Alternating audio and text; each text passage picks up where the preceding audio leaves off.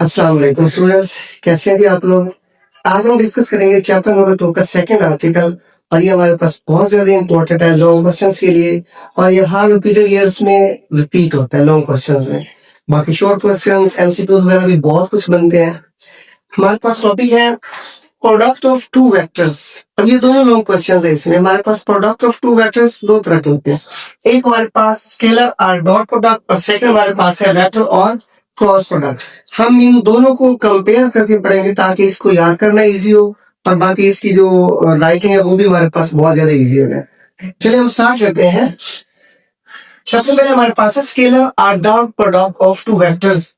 If product of two vector results in a scalar quantity, अगर हम दो vectors का प्रोडक्ट लें और उनका जो रिजल्टेंट आ रहा हो वो हमारे पास अगर स्केलर क्वांटिटी आ रहा हो तो इसको हम क्या कहते हैं, scalar product of two vectors. इसकी मैथमेटिकल फॉर्म क्या है, ए डॉट बी। हम इसको कैसे रिप्रेजेंट करते हैं, इस डॉट से रिप्रेजेंट करते हैं, इसलिए हम इसको डॉट प्रोडक्ट भी बोलते हैं। फिजिकल हमारे पास A B cos theta equal, ये दोनों वेक्टर्स हैं। अब ये क्या है कि मैग्नीट्यूड्स, और मैग्नीट्यूड्स पे हम ऊपर एरोस नहीं लगाते। अब अभी हम इसकी डेफिनेशन पढ़िए। If product of two vector results in a scalar quantity, इसका क्या मतलब है। देखिए हमारे पास दो वेक्टर्स हैं, एक हमारे पास ये वेक्टर है, दूसरा ये वेक्टर है। जब हम इनको मल्टीप्लाई करेंगे तो स्केलर क्वांटिटी कैसे बन सकती है। देखें हमारे पास एक एग्जांपल है वर्क। हमें पता है वर्क किस चीज इक्वल होता है, फोर्स, और साथ में क्या होता है, डिस्प्लेसमेंट। वर्क क्या है हमारे पास, एफ और डी। फोर्स भी वेक्टर है, डिस्प्लेसमेंट भी वेक्टर है। जब दोनों वेक्टर क्वांटिटीज को हम मल्टीप्लाई करते हैं तो हमारे पास क्वांटिटी आ जाती है वर्क, और ये क्या है हमारे पास स्केलर। और दूसरी चीज हमें पता है वेक्टर को एक्सप्लेन करने के लिए हमें डायरेक्शन की जरूरत होती है, लेकिन वर्क के लिए डायरेक्शन की जरूरत नहीं होती। आप सिंपली कह सकते हैं कि I have done a work equal to this newton metre, और जो भी हमारे पास क्वांटिटी आ रही है तो हमारे पास वर्क के लिए डायरेक्शन की जरूरत नहीं होती। ये भी हमारे पास इसी एग्जाम्पल में आ जाता है वर्क। और सेकंड हमारे पास क्या है, इसको हम फर्दर भी लिख सकते हैं इस फॉर्म में, F D cos of theta. इसी तरह सेकंड हमारे पास है फ्लक्स, इलेक्ट्रिक फ्लक्स या मैग्नेटिक फ्लक्स। इसमें भी डायरेक्शन की जरूरत नहीं होती। फ्लक्स क्या होता है हमारे पास, flux is equal to E dot A, और इसी को हम लिख सकते हैं E A cos of theta. ये इनकी कुछ एग्जांपल्स होगी डेफिनेशंस के बाद, ताकि हमें ये समझ आ रहा है। एक छोटी सी बात यहाँ पर और भी है, फिजिकल इंटरप्रिटेशंस। जब दो वेक्टर्स हमारे पास आ रहे हो तो हम उनको फिजिकली कैसे इंटरप्रेट करते हैं। सबसे पहले दोनों वेक्टर्स को हमें एक ओरिजिन पे लेकर आना होता है, दोनों वेक्टर्स को एक कॉमन पॉइंट्स पे लेकर आना होता है। जिस तरह हमारे पास ये है, दोनों वेक्टर्स से ए और बी, जब हम लोगों ने दोनों को कॉमन लिया तो अब हम इनकी फिजिकल इंटरप्रिटेशन बता सकते हैं। कैसे, इसको हम प्रोजेक्शन भी कहते हैं, projection of vector along A along B और बी अलोंग ए। तो अगर हम यहाँ पर इसकी फिजिकल इंटरप्रिटेशन बताएं या प्रोजेक्शन बताएं, प्रोजेक्शन कहते हैं साया को, शेडो।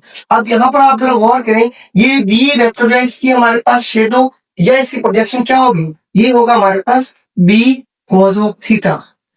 ये क्या होगा हमारे पास, बी cos ऑफ थीटा। और अगर आपसे ये पूछा जाए right on the projection of B along A, तो क्या होगा हमारे पास, B cos theta along A. ठीक है, इसी तरह अगर हमारे पास ये वेक्टर ए हो और ये वेक्टर बी बन जाए तो फिर क्या होगा हमारे पास, ये एज इट इज आ जाएगा, ये दोनों वेक्टर्स, और यहाँ पे क्या हो जाएगा हमारे पास बी और projection of A along B, A along B, तो ये क्या हो जाएगा, ए cos ऑफ थीटा। बाकी हम देखेंगे ये कैसे इक्वल है, यहाँ प्रॉपर्टीज के अंदर। तो यहाँ पर वेक्टर क्या आएगा हमारे पास ए, और ये क्या हो जाएगा हमारे पास बी। ये किसकी प्रोजेक्शन है, projection of A along B. ठीक है, इसी तरह हम यहाँ पर भी डिस्कस करते हैं प्रोजेक्शन हम लेते क्यों है, जब फोर्स हमारे पास पैरेलल ना हो तो फिर हम प्रोजेक्शन की तरफ चलते हैं। देखिए फॉर एग्जांपल ये हमारे पास कोई मैस है, मैस एम है या कुछ भी है, जैसे ही हम इसके ऊपर फोर्स डालते हैं ड्रैग करने के लिए, तो हम इस फोर्स पैरेलल नहीं है डिस्प्लेसमेंट के लिए, तो हम यहाँ पर जब भी वर्क को कैलकुलेट करना होगा हम प्रोजेक्शन लेंगे। हम क्या लेंगे, प्रोजेक्शन। तो वर्क क्या होगा हमारे पास, दो क्वांटिटीज इक्वल होते हैं, एक हमारे पास फोर्स वेक्टर, साथ में क्या है डिस्प्लेसमेंट वेक्टर। लेकिन हमने यहाँ पर प्रोजेक्शन पे लेके आना है, तो ये फोर्स अलोंग क्या है, डिस्प्लेसमेंट। फोर्स क्या कर रही है, डिस्प्लेसमेंट के अलोंग, तो क्या हो जाएगा हमारे पास एफ cos ऑफ थीटा, और साथ में क्या हो जाएगा डी। बाद में हम क्या लिखेंगे, F D cos of theta. ये भी क्या हमारे पास प्रोजेक्शन में आ देता है। ये इनकी फिजिकल इंटरप्रिटेशन या प्रोजेक्शन पूछ सकते हैं। Projection of A vector along B, projection of force along displacement क्या होती है, ये चीज आप लोगों ने थोड़ा गौर करना है। नेक्स्ट हम देखते हैं इनकी कैरेक्टरिस्टिक्स। कैरेक्टरिस्टिक्स में सबसे पहले हमारे पास है scalar product is a commutative. Scalar product क्या होता है हमारे पास, कम्यूटेटिव लॉ को ओबे करता है, ये भी आप कह सकते हैं scalar product obeys commutative law. अब ये क्या होता है, इसका मतलब ये होता है ए डॉट बी हमारे पास क्या है, ए बी कॉस थीटा के इक्वल, और बी ए क्या है हमारे पास, बी ए कॉस थीटा के इक्वल। अब ये A B cos theta, A B magnitude है, ये भी क्या है मैग्नीट्यूड है, ये दोनों आपस में क्या होते हैं, इक्वल होते हैं। अगर ये हमारे पास 5 है, ये 4 है, तो 4 5 ये भी इक्वल हो गया, इनको अगर मल्टीप्लाई करें तो हमारे पास आंसर क्या आएगा, सेम 20 ही आएगा। तो अगर ये दोनों चीजें इक्वल है तो हम कह सकते हैं कि ए वेक्टर बी क्या होगा हमारे पास, मीन हमारे पास A vector B is always equal to B dot A vector. ये दोनों वेक्टर्स भी क्या होंगे आपस में इक्वल, और ये क्या होगा हमारे पास कम्यूटेटिव लॉ को ओबे करते हैं। वहां पर भी हम ये चीजें डिस्कस करेंगे। सेकंड पॉइंट हमारे पास है scalar product of two perpendicular components is zero. Perpendicular means 90 degree, तो जैसे हमारे पास एंगल 90 होता है cos 90 क्या हो जाता है जीरो, तो हम कह सकते हैं द डॉट प्रोडक्ट या dot vectors are perpendicular then they give the resultant of zero. इनका आंसर क्या है हमारे पास जीरो। ये भी आपको प्रॉपर्टीज में लिखना है, ये बहुत इंपॉर्टेंट प्रॉपर्टीज है, ये एग्जाम में पूछी जाती है।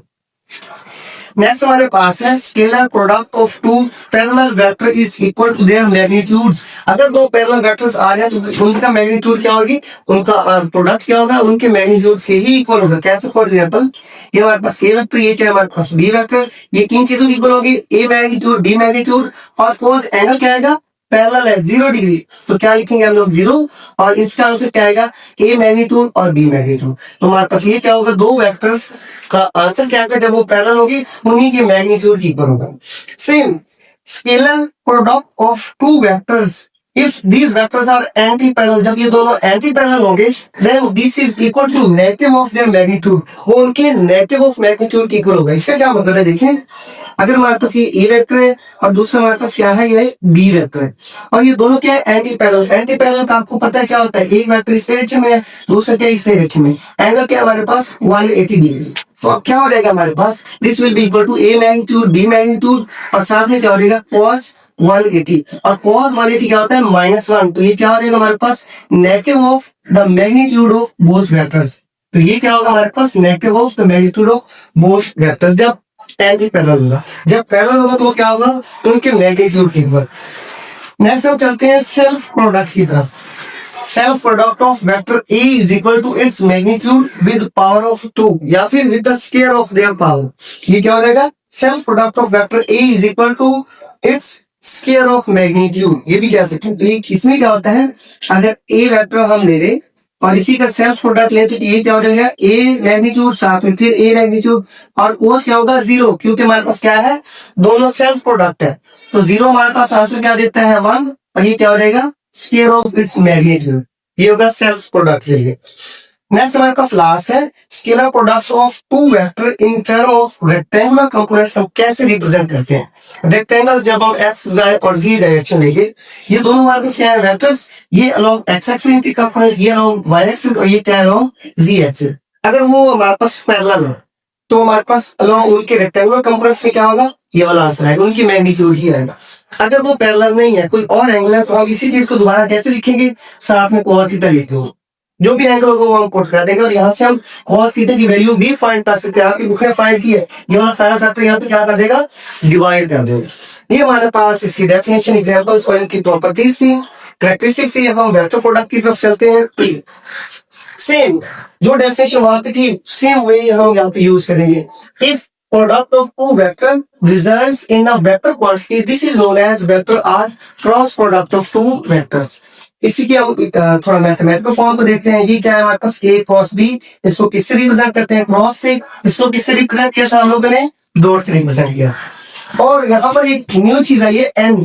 n क्या है, n है यूनिट वेक्टर। हमने इससे पहले पढ़ा था स्केलर्स वो होते हैं जिनकी डायरेक्शन नहीं होती, और वेक्टर्स वो होते हैं जिनके लिए हमें डायरेक्शन की जरूरत होती है। तो जब डायरेक्शन की जरूरत है तो यहाँ पर डायरेक्शन के लिए हमारे पास एक और फैक्टर आएगा जिसको हम m कहते हैं, और m क्या है यहाँ पे यूनिट वेक्टर। और ये यूनिट वेक्टर जो है ये इस प्लेन के परपेंडिकुलर होता है। प्लेन का क्या मतलब है, देखिए ये अगर ए वेक्टर ये बी है, तो ये जो नॉर्मल है ये डायरेक्शन वेक्टर है, ये इन दोनों के ऊपर परपेंडिकुलर है। यहाँ पर हमें नजर नहीं आ रहा, अगर हम इसको कंसीडर करना चाहें, ये हमारे पास वेक्टर ए है और ये वेक्टर क्या है बी, तो ये जो हमारे पास एन वेक्टर है वो इस डायरेक्शन में होगा, इन दोनों का क्या होगा परपेंडिकुलर होगा। ठीक है, नेक्स्ट हम इनकी कुछ एग्जांपल्स को देखते हैं। चलिए इससे भी पहले अगर हमें ये एन की डायरेक्शन फाइंड करनी हो तो हम राइट हैंड रूल को यूज करते हैं। और ये क्या है, पहले इसको शो करता है डायरेक्शन को। ठीक है, राइट हैंड रूल क्या कहते हैं कि अगर आप अपने फिंगर्स को कर्ल करें वेक्टर ए से वेक्टर बी की तरफ, वेक्टर ए से वेक्टर बी की तरफ, फॉर एग्जाम्पल हमारे पास ये क्या है, ये वेक्टर ए है, ये वेक्टर बी है, आप अपने फिंगर्स को कर्ल करें तो ये हम किसको रिप्रेजेंट करते हैं, डायरेक्शन या डायरेक्शन वेक्टर को। इसी तरह अगर हमारे पास वेक्टर क्या हो जाए, रिवर्स केस में हो जाए यूं, तो फिर भी हमारे पास क्या हो जाएगा, हम जैसे ए टू बी जाएंगे डायरेक्शन हमारे पास थंब ही देगा। ये हम आगे भी डिस्कस करेंगे यहाँ पर। इनकी सबसे पहली एग्जांपल्स में हम देखते हैं। सबसे पहली एग्जांपल है टॉर। टॉर क्या होता है हमारे पास, आर कॉस एफ, या फिर ये क्या होता है, आर साइन ऑफ थीटा। इसी तरह हमारे पास मैग्नेटिक फोर्स, मैग्नेटिक फोर्स क्या होता है हमारे पास, this is equal to Q into V cross B, अगर आप वेक्टर्स क्वांटिटीज ले लें। और अगर हम ऊपर करेंगे क्या हो जाएगा हमारे पास, Q V B sine of theta with magnitude of B and V. ये कुछ इनकी एग्जांपल्स आप लोगों ने बता दी हैं। हम कैरेक्टरिस्टिक्स को डिस्कस करते हैं। देखिए, vector product of two vectors is a non commutative, या फिर the vector product of two vectors does not obey commutative law. ऐसे क्यों होता है, देखिए यहाँ पर हमें डायरेक्शन चाहिए होती है। अगर ए और बी का प्रोडक्ट, ए क्रॉस बी का प्रोडक्ट हमारे पास, लेट्स सपोज ये वाला ए क्रॉस बी, इन दोनों वेक्टर हमारे पास क्या है, A B sine of theta N. अगर ये वेक्टर्स यूं थे हमारे पास और यूनिट वेक्टर जो डायरेक्शन वेक्टर था वो हमारे पास इस केस में था, अगर हम फिंगर्स को भी कर्ल करें, तो जब हम इसको रिवर्स करेंगे बी क्रॉस ए, क्या करेंगे आप लोग, बी क्रॉस ए, तो हमारे पास डायरेक्शन क्या होगी, रिवर्स, क्योंकि हम फिंगर्स को जैसे ही कर्ल करेंगे ए टू बी, डायरेक्शन क्या देगी, रिवर्स। तो डायरेक्शन का फैक्टर यहाँ पर क्या करता है, इनको इक्वलाइज नहीं होने देता। ये क्या है हमारे पास, it does not obey commutative law. Second, vector product of two perpendicular vector has maximum value. यहाँ पर हमने देखा था कि परपेंडिकुलर कंपोनेंट्स के केस में हमारे पास रिजल्टेंट 0 आ रहा था, और यहाँ पर क्या आ रहा है हमारे पास, मैक्सिमम आ रहा है, मैग्नीट्यूड के इक्वल। इसी तरह हमारे पास vector product of two parallel और anti parallel vector is a null vector 0। कैसे, फॉर एग्जांपल हमें पता है A vector cross B vector किसी इक्वल होता है, ए मैग्नीट्यूड बी मैग्नीट्यूड साथ में साइन ऑफ थीटा। देखिए साइन थीटा क्या है, पैरेलल, और पैरेलल में एंगल क्या होता है, 0। जब एंगल 0 होगा तो साइन 0 हमारे पास क्या होता है, 0। इसी तरह अगर एंटी पैरेलल होगा तो एंगल क्या होगा हमारे पास, 180, और 180 के ऊपर भी हमारे पास साइन थीटा क्या होता है, 0 होता है। तो इन दोनों केसेस में हमारे पास क्या आएगा, नल वेक्टर आएगा। आप एक और भी यहाँ पर पॉइंट बना सकते हैं, ये वाला self product of vector A is also null vector. क्यों, क्योंकि वहां पर भी एंगल हमारे पास क्या रहेगा, 0। और लास्ट हमारे पास है magnitude of A cross B. अगर हम वेक्टर ए और बी की मैग्नीट्यूड लें तो ये मैग्नीट्यूड हमें क्या बनाती है, shows the area of parallelogram. ये दोनों क्या बनाती है, एरिया ऑफ पैरेललोग्राम। क्योंकि अगर हम यहाँ पर एंगल परपेंडिकुलर रखें तो 90 डिग्री, और ये क्या हो जाता है हमारे पास, ये दोबारा एंगल दोनों इक्वल हो जाएंगे, तो हमारे पास ये क्या बनेगी, एग्जैक्टली हमारे पास एक पैरेललोग्राम बनेगी। तो हम यो एक एग्जैक्टली पैरेललोग्राम बना लेंगे। तो ये हमारे पास कुछ कैरेक्टरिस्टिक्स थी vector product of two vectors में। एग्जामिनर्स आपसे क्या पूछता है, एग्जामिनर इस टॉपिक में से बहुत सारे एमसीक्यूज बना सकता है, लाइक दिस वन, कि हमारे पास स्केलर प्रोडक्ट में जब परपेंडिकुलर होंगे तो रिजल्ट क्या आएगा, जब पैरेलल होंगे तो रिजल्ट क्या आएगा, एंटी पैरेलल होंगे तो रिजल्ट क्या आएगा। ये शॉर्ट क्वेश्चंस और एमसीक्यूज की बात करो, सेम यहाँ से बहुत सारे बनते हैं। लॉन्ग क्वेश्चंस के लिए क्या होता है, लॉन्ग क्वेश्चंस के लिए आपसे सबसे पहले पूछेगा define scalar product of two vectors and give its characteristics. Same long question में हमारे पास आएगा वेक्टर क्रॉस प्रोडक्ट या वेक्टर प्रोडक्ट क्या होता है, इसकी कैरेक्टरिस्टिक्स। ये हमारा आज का टॉपिक था। आई होप आप लोग समझ आई होगी।